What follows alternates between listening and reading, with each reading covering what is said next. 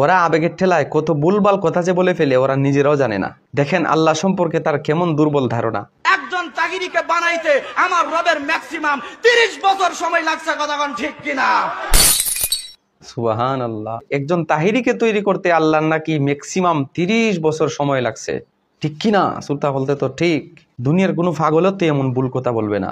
যেখানে আল্লাহ তাআলা বলতেছেন আমি বিশাল আসমান জমিন বানিয়েছি মাত্র 6 দিনে, যদিও আল্লাহ তাআলার 6 দিন প্রয়োজন হয় না, একটা সিস্টেম একটা নিজাম শিক্ষা দেওয়ার জন্য আল্লাহ বলেন আসমান জমিন আমি 6 দিনে বানিয়েছি।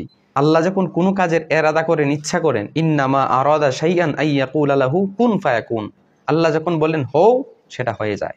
আর তার কথায় বোঝা যায় ম্যাক্সিমাম আল্লাহর সময় লাগছে 30 বছর, বোঝা যায় আরো লাগলো না। এখন বলতে পারেন ভাই হয়তো ভুলে বলে ফেলছে, আমি বলবো না, ভুলে বলে নাই। তার বক্তব্য যদি কাটেন দেখবেন কয়েকশো কথা এমন আছে, প্রত্যেকেরই এমন বড় বড় ইমান বিদ্বেষী কথা। তাহলে কেমনে বুঝতাম ভুলে বলে ফেলে?